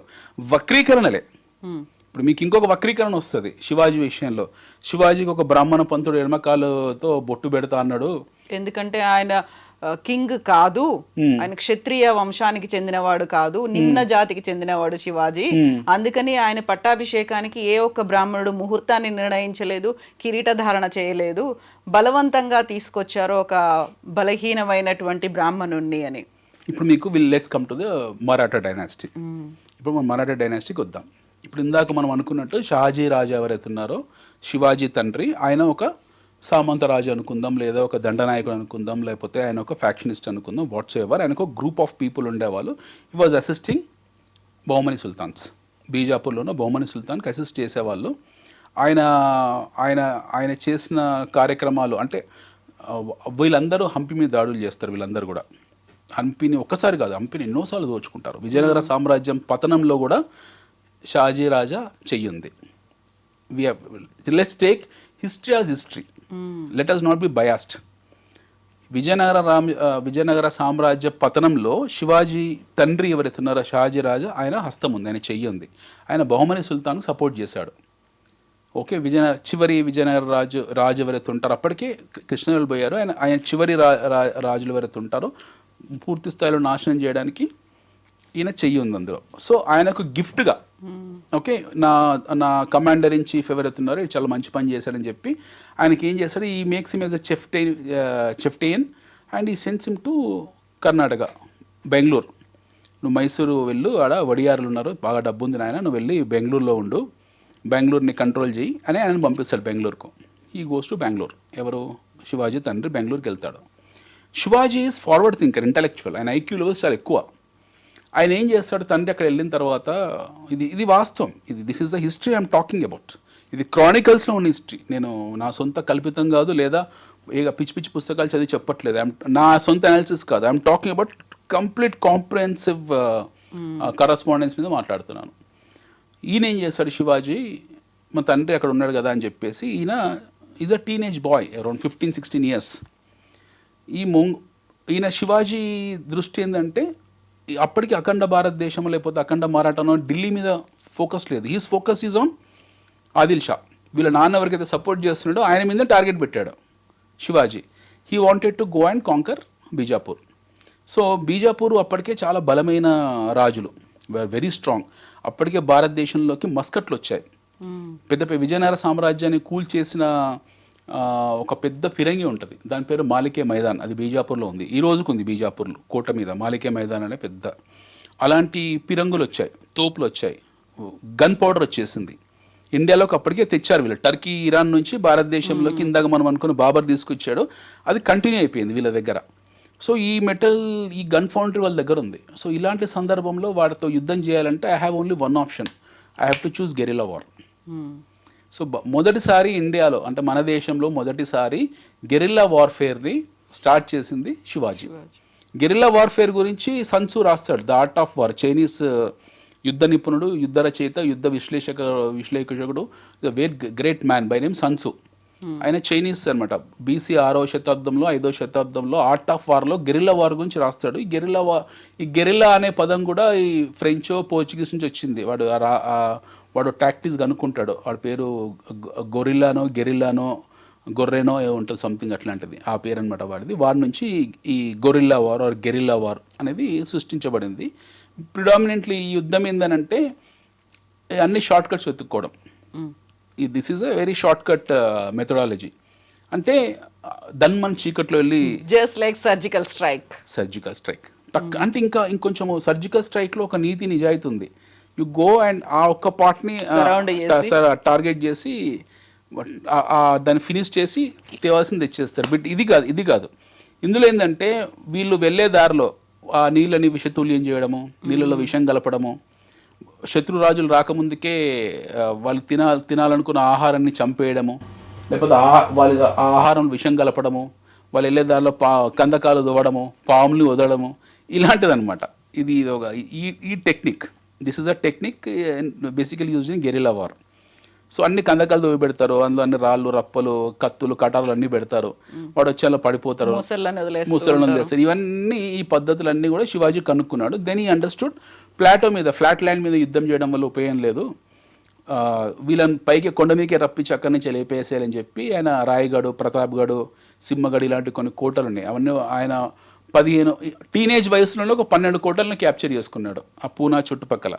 పూనాలో ఉండడం ఉపయోగం లేదు, ఎందుకంటే గ్రౌండ్ అక్కడ ఎవడైనా ఇన్వేజన్ చేయగలుగుతాడు, ఇక్కడ నాన్ సెన్స్ అనమాట గ్రౌండ్ మీద ఉండడం వల్ల అని చెప్పేసి he shifts himself to the higher zone, altitude పెంచుకొని కొండల మీద దుర్గాలు కట్టి, లేదా అప్పటికే పాడుబడ్డ కోటలు ఏవైతే ఉన్నాయో వాటిని లీజ్ తీసుకొని కొంతమంది దగ్గర మాట్లాడుకొని ఎవరి కంట్రోల్లో ఉందో ఆ కోటలు మెయింటైన్ చేయడం చాలా కష్టం. వాళ్ళతో లీజ్ తీసుకొని మాట్లాడుకొని ఏదో చేసి మొత్తానికి 10-12 కోటలు రెడీ చేసి పెట్టుకుంటాడు Shivaji. Then he request king by name More. ఆ రాజు కొంకన్ రాజు వెళ్ళి, అరే నాయన నేను బీజాపూర్ మా దండయాత్ర వేయాలనుకుంటున్నాను, నాకు సపోర్ట్ చేయి అని అంటే వాడు ఒప్పుకోడు. ఆ మౌర్య రాజు ఒప్పుకోకపోతే శివాజీ ఫస్ట్ ఇన్వేషన్ అనమాట. శివాజీ మొదటి విజయము ఆ మౌర్య రాజు మీద. గెరిల్లా వార్ టాక్టిక్స్తో వెళ్ళి ఆ మౌర్య రాజుని ఓడించి కంప్లీట్గా ఆయన కంట్రోల్ తీసుకుంటాడు. ఈ ప్లాటో ఏతుందో అంటే పూనా నుంచి మీ కొంకన్ ఎలా అవుతుందో అంత వ్యాలీ జోన్, చాలా కష్టం అనమాట. అక్కడ ఫ్లాట్ ల్యాండ్ ఎక్కడ ఉండదు, అక్కడ యుద్ధాలు చేయాలన్నా సరే కొండలు ఎక్కి దిగి చేయాల్సిందే అనమాట. సో దాన్ని ఆయన కంట్రోల్ తీసేసుకుంటాడు. దెన్ బీజాపూర్ రాజు భయపడతాడు ఇది తేడా వచ్చింది అని. దెన్ ఈ లాస్ట్ హిస్ ఫాదర్ షాజీ, బాబు మీ కొడుకు ఇట్లా చేస్తున్నాడు ఏంది సంగతి అని అంటే ఆయన అంటాడు, నా కొడుకు నా చేయి దాటిపోయాడు, is out of my hands అని చెప్తాడు. ఇది వాస్తవం జరిగింది. Okay, Dutch East India Company తాలూకు క్రానికల్స్లో ఉన్నది నేను మాట్లాడుతున్నాను. Is out of my hands అని చెప్తే ఆయన మన శివాజీ ఇక తండ్రి మాట కూడా వినాడు, ఈ నెగ్లెక్ట్స్ హిజ్ ఫాదర్. దెన్ ఒకటి తర్వాత ఒకటి ఈ క్యాప్చర్స్ ఆల్మోస్ట్ 30-35 ఫోర్ట్స్. ఆయన ఆధీనంలో 30-35 కోటలు వెళ్ళిపోతాయి. పూర్తి స్థాయి మరాఠాలు ఈరోజు మనం మాట్లాడుతున్న Maharashtra, to some extent Karnataka, to some extent Gujarat, to some extent Madhya Pradesh, to some extent Chhattisgarh, ఈ ప్రాంతం అంతా ఆయన కంట్రోల్లోకి వచ్చేసింది. Then for him Bijapur is nothing, Bijapur రాజు నథింగ్ అనమాట. ఇదంతా జరిగిన తర్వాత అక్కడ నుండి ఔరంగజేబు కబురు పెడతాడు, అరే నాయన నువ్వు చాలా భారీ స్థాయిలో వెళ్తున్నావు కదా, why don't to take over complete Deccan. పూర్తి స్థాయి దక్కన్ అంటే దక్షిణ భారతదేశం. అప్పుడు దక్కన్ అంటే అప్పుడు తమిళనాడు వరకు మొత్తం కూడా మనకు దక్కన్ లాగానే వచ్చేది. కొద్ది భాగాలు వదిలేస్తే ట్రావెన్ కోర్ కొద్ది వదిలేస్తే మ్యాక్సిమం టెరిటరీ అంతా కూడా డక్కన్లో ఉండేది, ఇంక్లూడింగ్ గోల్కొండకు అప్పుడే ఔరంగజేబ్ వచ్చి ఊచకోత కోసి 20,000 మంది సైనికుల్ని హైదరాబాద్లో చంపెళ్తాడు. Aurangzeb also comes to Hyderabad. ఈ అటాక్స్ నిజాం షాహీ ఇక్కడ ఉన్న మన దగ్గర సైనికులను 20,000 మందిని ఊచకోత కోసి వెళ్తాడు ఔరంగజేబు. సో కానీ ఆయన ఎప్పుడు జయించలేకపోతాడు దీన్ని. ఈ ప్రాంతం మీద పట్టు కావాలంటే ఆయనకు ఒక సుబేదారు కావాలి. దెన్ ఈ ఆఫర్స్ సుబేదారి టు శివాజీ చెప్తాడు, బాబు నువ్వు సుబేదారి తీసుకో, మొత్తం దక్కన్ని ఇంక్లూడింగ్ కర్ణాటక, మైసూర్, గీసూర్ మీ నాయనని రిటైర్ చేస్తా, నువ్వు తీసేసుకో అని చెప్తే శివాజీ ఆలోచనలో పడతాడు. ఒకవేళ నేను సుబేదార్గా వెళ్ళానంటే మిగతా రాజుల పరిస్థితి నా పరిస్థితి. ఎందుకంటే ఔరంగజేబ్ క్రూరుడు, ఈజ్ ఏ డర్టీ పర్సన్. తండ్రిని చంపేశాడు. చంపడం అంటే తండ్రిని 8 సంవత్సరాలు బంధించాడు, తండ్రితో పాటు సొంత చెల్లెని బంధించాడు. హీ కెప్ దెమ్ అజైలంలో పెట్టాడు, ఆయన కోర్టులో పెట్టేసి వాళ్ళని ఒక పూట భోజనం పెట్టి 8-9 సంవత్సరాలు ఆ భోజనంలో పాయిజన్ పెట్టి చచ్చిపోయే పరిస్థితి తీసుకొచ్చి చంపేశాడు లిటరల్. ఎందుకంటే బందీ ఒక రాజు, ఆయన షాజహాను అంత పెద్ద చక్రవర్తి బందీగా ఉంటే ఆయన మానసిక స్థితి ఎంత అల్లకల్లోలో ఉంటే అర్థం చేసుకోవచ్చు. He dies. Then he kills his own brothers. దారాసిక్కోని చంపేస్తాడు for a simple reason that దారాసిక్కోకు పరమత సహనం ఉండేది. ఆయన అందరితో బాగా కలిసి తిరిగేవాడు. ప్లస్ ఆయన సంస్కృతం నేర్చుకున్నాడు, చాలా మటుకు సంస్కృతంలో ట్రాన్స్లేట్ చేయడం మొదలుపెట్టాడు. He has created fundamental radicalism. ఎవరు? ఔరంగజేబ్. అరే వీడు మొత్తం మన మతాచారానికి వ్యతిరేకంగా వెళ్తున్నాడు, మీరు లేపేయాలని చెప్పి వాడు రెండో తమ్ముడు పెడుతుంటాడు మురాద్ అని చెప్పి బెంగాల్ గవర్నరు, వాడు తాగుబోతు, వాడిని తీసుకొచ్చి వానితో ఈయన చేయగలిపి వీని చంపేస్తాడు. అన్నని దారాసిక్కోని చంపి ఆ తలని శూలానికి గుచ్చి తండ్రికి గిఫ్ట్గా పంపిస్తాడు. రెండో బ్రదర్ పడుతుంటాడు మురాద్ అనేటోడు బెంగాల్లో, వాడు తాగుబోతూ వీడి వల్ల మనకు మొత్తం వంశనాశనం చేస్తున్నాడు వీడు, సో వీని కూడా లేపేయాలని చెప్పి మూడో అన్న ఉంటాడు, వాడు గుజరాత్ గవర్నర్, వాడి పేరు గుర్తు రావట్లేదండి, వాడికి చెప్పి వాడిని ఉసిగొల్పి ఇద్దరు కలిసి వీని చంపేస్తారు. ఎవరిని? మురాద్ని, బెంగాల్లో ఉండేవారిని. ఏమని చెప్తాడు, నాకు రాజ్యం మీద ఎలాంటి కాంక్ష లేదు, నీకు తెలుసు కదా నేను స్పిరిచువల్గా ఉంటా, నేను రోజు ప్రార్థనలు చేసుకుంటా, నేను రేపు పొద్దున మక్కకో మదీనాకి వెళ్ళిపోతా, తర్వాత రాజ్యాన్ని నువ్వే కాపాడుకోవాలి, వీడుంటే మటుకు రాజ్యం సర్వనాశనం అవుతుంది, వీళ్ళు లేపేద్దామని చెప్పి మురాద్ గారిని లేపేస్తారు. వాడు పోయిన తర్వాత ఈ మురాద్ అనేటువంటి womaniser, basically is a big time womaniser. ఈయన వాడు పోగానే ఈయన బలహీనం పడితే వీని కూడా లేపేస్తాడు. Then he takes over the crowd. Imagine the mind, ఎంత పెద్ద game plan. We have to appreciate his game plan. Exactly. తండ్రి ఉన్నాడు, సోదరులు ఉన్నారు, వాళ్ళందరినీ చంపేశాడు. కేవలం అక్కడ కనిపించింది పీఠం, కిరీటం. అంటే పీఠం కిరీటం కోసము is very clear master mind అనమాట. మనం చాలా నేర్చుకోవాలి ఔరంగజేబ్ నుంచి. ఇలాంటి గేమ్లు, స్కెచ్లు ఒక సాధారణ పొలిటీషియన్ కానివ్వండి, సాధారణ వ్యాపారవేత్త కానీ నేర్చుకోవాల్సినవి చాలా ఉన్నాయి. నెగిటివ్ అనే కాదు, పాజిటివ్స్ కూడా. ఇది పాజిటివ్, ఇది గేమ్ అనమాట. ఇలా గేమ్ సెట్ చేసుకుంటూ వెళ్ళాడు. ఢిల్లీ పీఠం టార్గెట్ చేసుకున్నాడు, ముగ్గురు బ్రదర్స్ని లేపేశాడు. Then he took his father into his control. He sends him in asylum. He keeps him for Fatehpur Sikri and he punishes him. Then he dies. Then he takes over the complete kingdom. Now he started implementing his fundamental radicalism. ఆయన షరియా లా పెట్టుకుంటూ వెళ్ళాడు. అంత ముందుకునే జిజియా ట్యాక్స్ని పెంచేశాడు. 60-70%, 80% తీసుకెళ్ళాడు. And ఇది చరిత్ర. ఇందులో అబద్ధం లేదు, ఇలా బయాస్ లేదు, పాడలేదు. It's hardcore history. ఇది తీసుకున్నాడు. Then he takes the control of Delhi. ఇప్పుడు శివాజీ ఈయనలో పడ్డాడు ఆలోచనలో. Shivaji is a normal king. ఇప్పుడు అఖండ మహారాఠా, అఖండ రాజ్యం అనేది secondary, but is a king. ఇప్పుడు శివాజీకి ఉన్న క్వశ్చన్ ఏంటంటే, నేను సుబేదార్గా డక్కెన్ వెళ్ళాను అనుకోండి, డక్కెన్ వెళ్తే మళ్ళీ నాకు కూడా వాళ్ళ తమ్ముళ్ళ పరిస్థితే కలుగుతుందో, లేకపోతే తండ్రి పరిస్థితి కలుగుతుందో, దీని బదులు I can stay at my home land at Poona.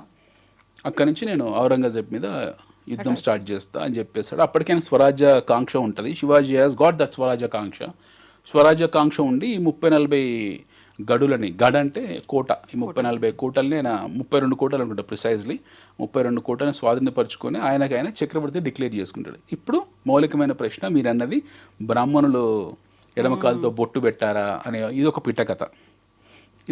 పిట్టకథ అనమాట. సో ఆయన చక్రవర్తిగా డిక్లేర్ చేసుకుంటాడు. నౌ ఇమాజిన్, ఇంత చూసిన బ్రాహ్మణులు కానివ్వండి, ఇంత చూసిన క్షత్రియులు కానివ్వండి, చిన్న వయసు నుంచి ఎట్ ద ఏజ్ ఆఫ్ 14, 15, 16 తండ్రిని ఎదిరించి, బీజాపూర్ ఆదిల్ షాని ఎదిరించి, ఔరంగజేబుని ఎదిరించి, దక్కెని పక్కన పెట్టేసి స్వరాజ్యాన్ని విస్తరిస్తా అని చెప్పి ఆయన స్వయంగా యుద్ధాలలో వెళ్ళి ఎన్నో కోటల్ని స్వాధీనపరుచుకొని ఎంతోమంది శత్రువులని తుదిముట్టించి, he has come just like a tiger, lion, roaring lion లాగా వచ్చాడు ఆయన. అట్లాంటి వ్యక్తిని నేను పట్టాభిషేకం చేసుకుంటానంటే కాదనేవాడు దమ్మోడు కనుందా ఆయనని? లేకపోతే నువ్వు తక్కువ జాతో ఎక్కువ జాతో అనేంత సినిమా అక్కడ ఉందా ఎవరికన్నా? First point. ఇది ఎక్కడ లిగించలేదు. దీని గురించి సనుగొచ్చు కొంతమంది, ఎందుకంటే క్షత్రియులను చూసిన బ్రాహ్మణులు ఎవరైతే ఉంటారో వాళ్ళు మాట్లాడుకోవచ్చు, ఈయన క్షత్రియుడు కాదు కదా, లేకపోతే ఈయన రెగ్యులర్ రాజపుత్రుడు కాదు కదా అనుకోవచ్చు. ఈయన రాజపుత్రులు ఉండేవాళ్ళు అప్పట్లో, వాళ్ళనే కాసేపు క్షత్రియులు అనుకుందాం. రాజ్పుట్స్ అనే వాళ్ళనే కాసేపు క్షత్రియులు అనుకుందాం. యాక్చువల్లీ రాజ్పుట్స్ కూడా క్షత్రులు ఏం కాదు. ఓకే, అందరూ అనుకుంటారు రాజపుత్రులు అనగానే క్షత్రులు, రాజపుత్రులు వాళ్ళు. ఓకే, దే ఆర్ రాజ్పుట్స్ అనేది ఒక క్లాన్. అది వాళ్ళు ఏం క్షత్రులు కాదు. మన చాతుర్వర్ణాల్లో బ్రాహ్మణ, వైశ్య, క్షత్రియ ఈ దాంట్లో ఆ బేసిక్ క్షత్రియులు కాదు. మనం మహాభారతం మాట్లాడుకున్న క్షత్రియులు కాదు వీళ్ళు. రాజ్యం పరిపాలించిన ఎవరైనా క్షత్రియుడే, రాజ్య పరిపాలనలో ఎవరైనా క్షత్రియుడే. క్షాత్రం తెలిసిన వ్యక్తి క్షత్రియుడు ఏమంటారు కదా, I don't know what exactly is been told as, but క్షత్రియులే. ఈరోజు రేవంత్ రెడ్డి గారు క్షత్రియుడే, ఆయన రెడ్డి కావచ్చు, బట్ రాజపాలన చేస్తుంది కదా, ఆయన రాజే. మనం మామూలు టర్మ్స్ మాట్లాడుకుంటే కేసీఆర్ గారు రాజే, చంద్రబాబు గారు రాజే, మొన్నటిదాకా పరిపాలించిన జగన్ గారు రాజే, నరేంద్ర మోడీ కూడా రాజే. పరిపాలన ఉన్నాం, వాళ్ళ పరిపాలన మనం ఉన్నాం కదా, we are under their regime. So వాళ్ళు అదనమాట పర్స్పెక్టివ్ ఆఫ్ రాచరికం అంటే అదే. సో ఈయనకి ఒప్పుకోరు. ఈయన కొంతమంది ఒప్పుకోకపోవడం కాదు, గుసగుసలు ఉన్నాయి. Yes, of course there were some talks here and there. ఈయన అప్పుడే కొత్తగా వచ్చిన ఇంకో కులస్తుడు. సో రెగ్యులర్ యాక్సెప్ట్ చేయలేకపోయారు, అంతే. యాక్సెప్ట్ చేయాలి, తప్పకుండా చాయిస్ లేదు. యాక్సెప్ట్ చేయడం చేయకపోవడం అనడానికి చాయిస్ లేదు. 30-32 కోటలు జయించిన యాక్సెప్ట్ చేయడం అంటే ఉప్పు పాత్ర వేస్తారు అక్కడ స్పాట్లో, అంత సినిమా అక్కడ లేదు. సో దెన్ ఇది జరుగుతున్నప్పుడు ఎవరైతే ఎక్కువ విమర్శలకు గురయ్యాడో ఈయన గంగాభట్ కాదు, గాగాభట్, విశ్వేశ్వర శర్మ అనుకుంటా ఆయన పేరు, ఇంకో ఇద్దరు కాశీ పురోహితులు వాళ్ళు సప్తనదుల నీళ్లు తీసుకొచ్చి, సప్తనదుల నుంచి మనం మాట్లాడుకుంటున్న జలాలు, సప్త జలాలు, గంగా, యమున, సరస్వతి, సింధు, కావేరి, ఈ సప్త జలాలు తీసుకొచ్చి శివాజీకి పట్టాభిషేకం చేస్తారు. వాటితో స్నానం చేయించి ప్రాపర్ కరోనేషన్ చేస్తారు వాళ్ళు. ఇది వాస్తవం. ఈ గుసగుసలని ఏతుందో వాళ్ళు వీళ్ళు అనుకున్న ఇప్పుడు నాకు కూడా ఇష్టం లేదండి కొంతమంది మంత్రివర్గంలో ఉండడము, నాకు కూడా ఇష్టం లేదండి అమెరికా ప్రెసిడెంట్ ట్రంప్ ఉండడము. నేను ఇక్కడ గుసగుసలు మాట్లాడుతున్నాను.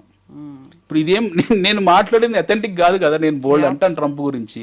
ఆయన ట్రంప్ పన్ను విధానాలు నచ్చట్లేదు. నా దేశం మీద, భారతదేశమే ట్రంప్ పన్నులు పెడతా అంటే ఒక భారతీయుడిగా నా మనసు నొచ్చుకుంది, నేను తిడతాను 100%. మేము ఇచ్చిన వ్యాక్సిన్ మీ సగం దేశం బతికింది, మీరెవరు మామే పన్నులు పెడతారు అనడానికి, నాకు అన్ని సర్వ హక్కులు అనడానికి. బైడెన్ వచ్చి రిక్వెస్ట్ చేశాడు, కాలు పట్టుకున్నాడు మన ప్రధానమంత్రిది, మాకు వ్యాక్సిన్ ఇవ్వండి బాబు వస్తున్నామని చెప్పి. మరి మేము ఇచ్చిన ప్రాణభిక్ష, మేము పెట్టిన ప్రాణభిక్ష, మరి మాకు హక్కు ఉంటుంది. మా మీద పన్నులు పెడితే మాకు కోపం రాదా? నేను 4 మాటలు అంటాను, అంత మాత్రాన అయిపోతుందా? ఆయన ప్రధాన అధ్యక్షుడు దిగిపోతాడు ఆయన. సిమిలర్లీ మన ఛత్రపతి శివాజీ కూడా ఛత్రపతిగా, చక్రవర్తిగా ఆయన ఆవిష్కరించుకునే ముందు కొన్ని గుసగుసలు, సనుగులు అక్కడిక్కడ ఉండొచ్చు. బట్ మన మేధావులు ఏం చేస్తారంటే, మన దేశంలో మనకు చాలా ఎక్కువ మేధావులు. We are the only country where world has the best intellectuals who criticise their own homeland. సొంత మాతృభూమిలో జరిగిన వాస్తవ చరిత్రను వక్రీకరించడానికి మన దేశంలో ఇంతమంది గొప్ప మేధావులు ప్రపంచంలో మీకు ఎక్కడ కనపడరు. ప్రపంచంలో ఓడిపోయిన యుద్ధాలను గెలిచామని రాసుకున్నారు. అరిస్టాటిల్ వాళ్ళు యుద్ధం ఓడిపోతే భారతదేశంలో గెలిచామని రాసుకున్నాడు. They have return very proudly that we have one over India అని చెప్పి. బట్ మన దేశంలో ఏంటంటే ఓడిపోయారనే విషయాన్ని మనం ఒప్పుకుంటాం ఇక్కడ. సో సిమిలర్గా ఇప్పుడు ఎవరో రాశారు, బ్రాహ్మణులు సనిగారు, బ్రాహ్మణులు సనిగుంటారు, కానీ ఒప్పుకోకపోవడం కాదు. ఎడమకాలు ఈయన చూసారా, ఎడమకాలతో బొట్టు వీళ్ళకి ఉత్తరం రాసిచ్చారా, లేకపోతే వీళ్ళ దగ్గర ఏమైనా క్రానికల్స్ ఉన్నాయా, లేకపోతే కరస్పాండెన్స్ ఉందా ఎక్కడన్నా? ఆయన ఎడమకాలు బొటన వేలుతో బొట్టు పెట్టాడు, ఎక్కడ ఉంది? What nonsense is this? Absolute utter nonsense ఇది. You are what you call insulting a great king of this country in amplifiers. ఈ దేశంలో ఒక గొప్ప రాజుని ఇంతకన్నా దారుణంగా అవమానించడం మీకు ఇక్కడ ఉంటుందా? How non sense is this? మీకు బ్రాహ్మణ ద్వేషానికి అక్కడానికి ఇంకా వేరే విండోస్ ఉన్నాయి. బ్రాహ్మణులు నచ్చకపోతే మీకు అనడానికి వేరే పద్ధతులు ఉన్నాయి. You can choose. There are some authentic things where you can ventilate your anger on Brahmans, no issues. But why are you insulting a king albeit? ఆయన భుజం మీద ఎందుకు బ్రాహ్మణులు కాల్చాలని చూస్తున్నారు? తప్పు కదా అది. It's wrong.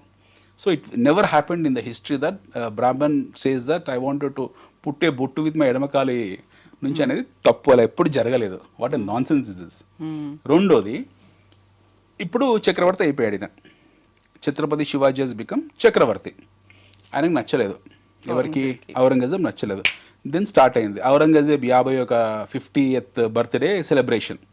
ఇక్కడ మనం శంభాజీకి వచ్చే ముందు జరుగుతున్న చర్చ ఇది. ఇంకా శంభాజీ వరకు రాలేదు మనం. 50th బర్త్డే ఢిల్లీలో జరుగుతుంది. This people went to Delhi. ఢిల్లీకి వెళ్ళారు, తండ్రి కొడుకులు ఇద్దరు వెళ్ళారు. వెరీ ఇన్సిడెంటల్ ఏంటంటే, శంభాజీ మాతృమూర్తి ఎవరైతుందో Saibai, she dies when he was 2 years old boy. ఈయన 2 ఏళ్ళ కుర్రాడుగా ఉన్నప్పుడు అలా మదర్ చనిపోతుంది. తండ్రి దగ్గర పెరిగాడు. నాకు సినిమా గురించి తెలియదు, తండ్రి దగ్గర పెరగలేదు. ఆయన వాళ్ళ నానమ్మ దగ్గర పెరిగాడు. జీజీబాయ్ ఎవరైతే ఉన్నారో వాళ్ళ నానమ్మ దగ్గర పెరిగాడు. వాళ్ళ నానమ్మ ఎవరు? శివాజీని మెంటర్ శివాజీకి. శివాజీ మెంటర్ ఎవరు? కన్నతల్లి జీజీబాయ్. ఈరోజు ఉమెన్స్ డే.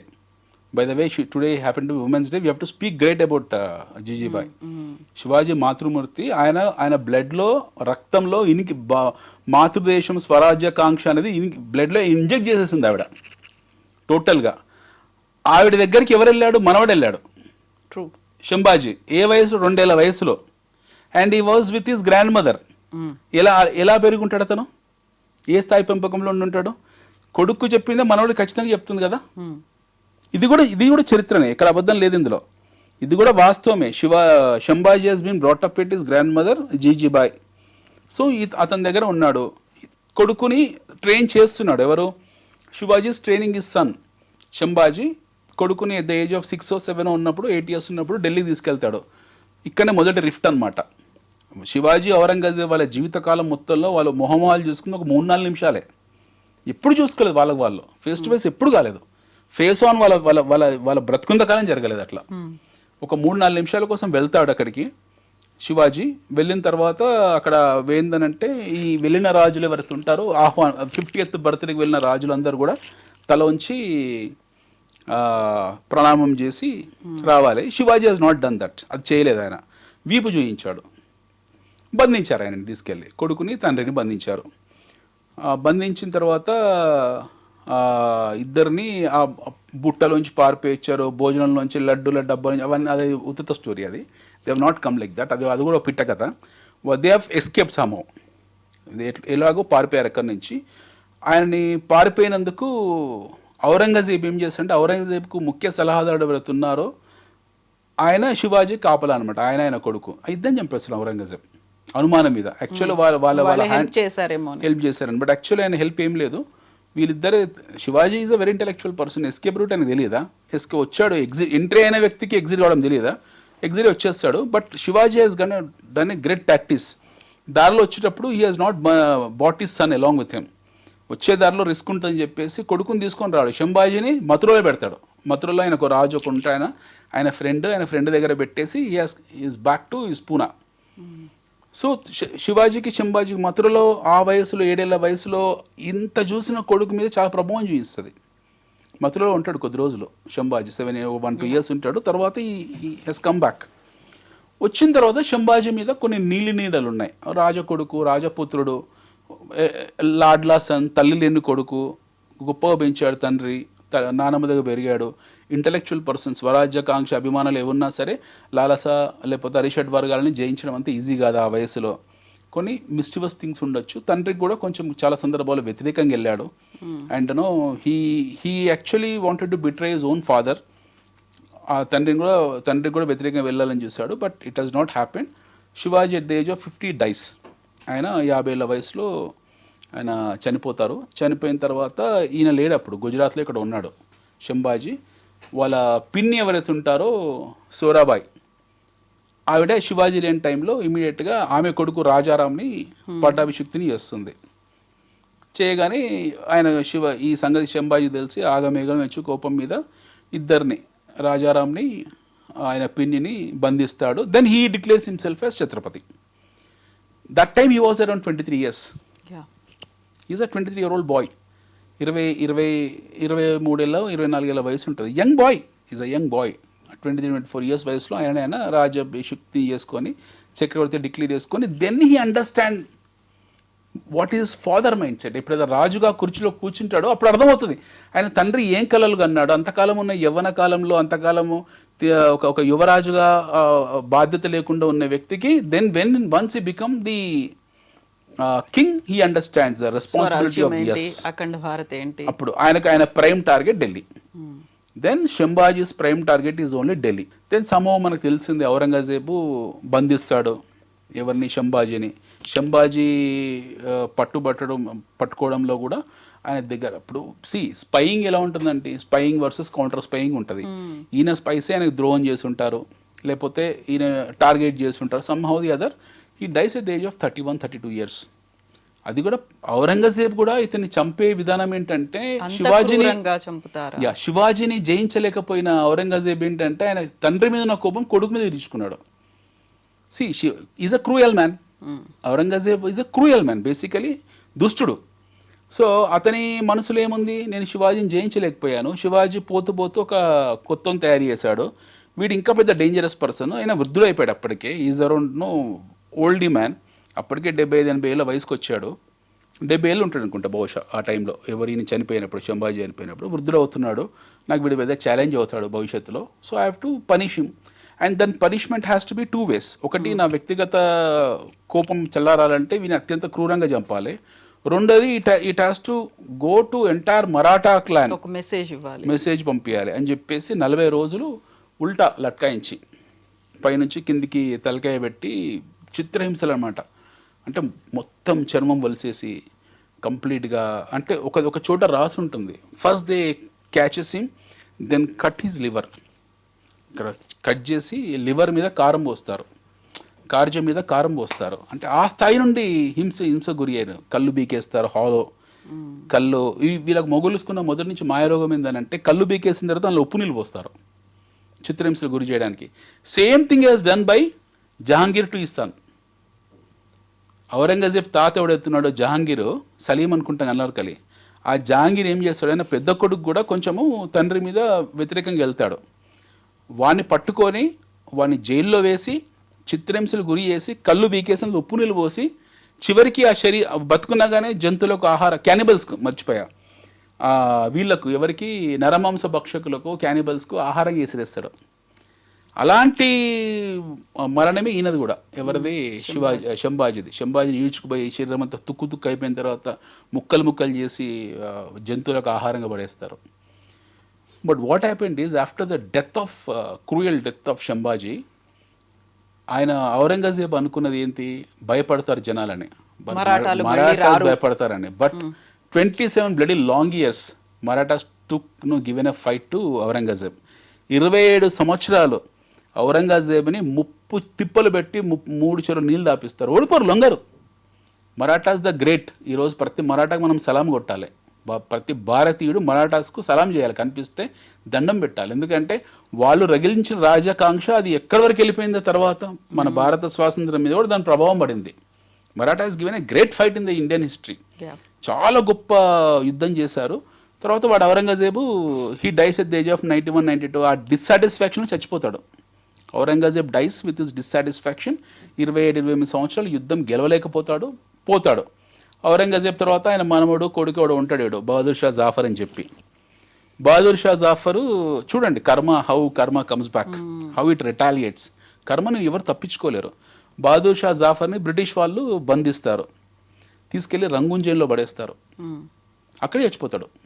ఈ రిక్వెస్ట్, అరే నన్ను మా ఊరికి పంపిరా నాయన, ఢిల్లీకి పంపేయండి, నేను అక్కనే పాతి పెడతారంటే పంపరు వాళ్ళు, బ్రిటిష్ వాళ్ళు.